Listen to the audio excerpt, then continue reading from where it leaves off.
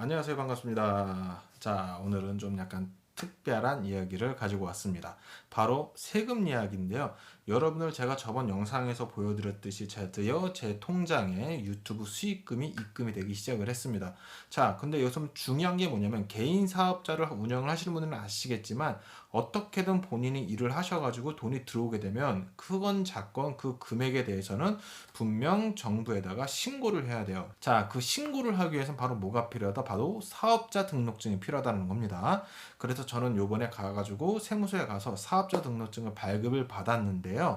자, 중요한 게 뭐냐면 바로 요겁니다. 여러분들이 살고 계시는 관할 주소지에 담당하는 세무서가 있습니다.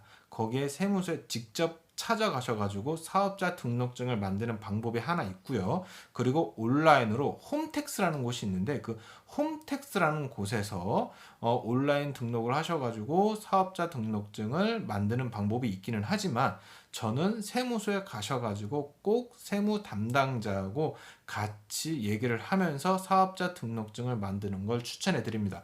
왜 그러냐면은 이제 뭐 그러니까 세금 관련해서 전문가면 모르겠지만 그게 아니니까 가셔가지고 여태까지 뭐 궁금했던 부분들은 잘 물어보셔가지고 그 답변을 받는 게 훨씬 더 저는 좋은 것 같더라고요.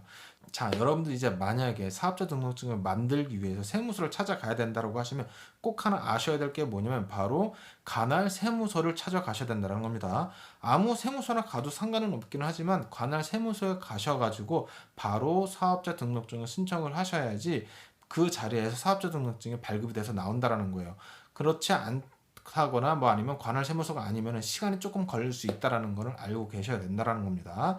자, 그래서 세무서에 도착하셨어요. 도착하시면은 저기 정문 앞에 뭐가 있냐면 뭐 여러 가지 뭐 기계들이 있는데 번호표 뽑는 기계에서 사업자 등록증 신청하는 번호표가 있어요. 그거를 누르셔가지고 번호표를 뽑으신 다음에 옆에서 그 사업자 등록증 신청서가 있거든요. 그 신청서를 작성하시면 되시는데 뭐 이름 뭐 그리고 뭐 주소지 전화번호 뭐 이런 것들이에요. 그런데 그 옆에 밑에 뭐가 있냐면 사업의 종류가 있는데 거기에다가 뭘 적어야 되냐면 바로 이겁니다. 우리는 바로 1인 미디어 창작자라는 거죠. 우리 뭐다? 1인 미디어 창작자. 그런데 그냥 미디어 창작자가 있고 1인 미디어 창작자가 있는데 이게 뭐가 차이가 있냐면요. 그냥 미디어 창작자 같은 경우는 제가 사무실이 있고 그리고 제가 미디어 창작을 하는데 뭐 사람을 쓴다, 뭐 편집자를 쓴다거나 뭐 아니면은 뭐 그런 부분이 있다라고 하면 그건 미디어 창작자고 그게 아니고 저는 집에서 저처럼 이렇게 영상을 찍고 뭐 집에서 편집을 한다. 나 혼자 모든 일을 다 한다. 그럴 경우에 1인 미디어 창작자라는 거예요. 근데 이게 어떤 부분이 차이가 있냐면 그냥 미디어 창작자 같은 경우는 일반 사업자, 1인 미디어 창작자 같은 경우는 면세 사업자. 이게 차이가 있습니다. 일반 사업자 같은 경우는 부가세 신고가 들어가요. 그래서 1년에 2번 부가세 신고를 하시고 그리고 종합소득세 신고를 하셔야 되고 그리고 1인 미디어 창업자 같은 경우는 면세 사업자이기 때문에 부가세 신고는 들어가지 않습니다. 대신에 종합소득세 신고는 들어가야 된다는 거 알고 계시면 되실 것 같아요. 그런데 부가세 신고가 들어가면 좋은 점이 뭐냐면 본인이 사용하는 모든 거 있죠. 장비 같은 거 있죠. 뭐 내가 만약에 뭐 카메라를 샀다거나 뭘 샀다거나 필요한 장비를 샀을 때 부가세 신고를 하게 되면 환급을 받을 수 있어요.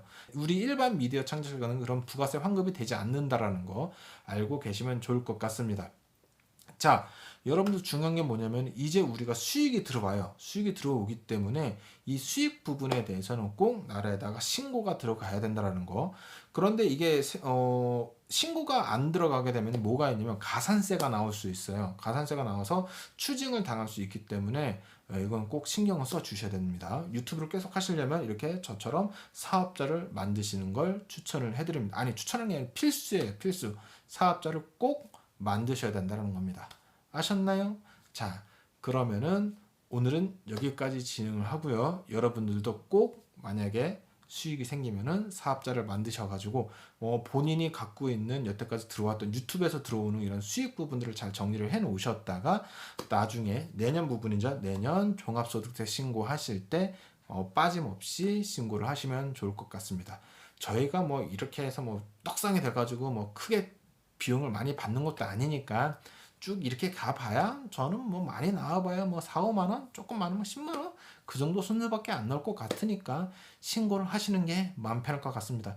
그리고 나중에 커가지고 진짜 유튜버가 대박이 나서 뭐 나라에다가 세금을 많이 낼 때도 뭐 좋죠. 세금 많이 내면 그만큼 많이 번다는 의미니까. 자, 오늘은 여기까지 하겠습니다. 안녕.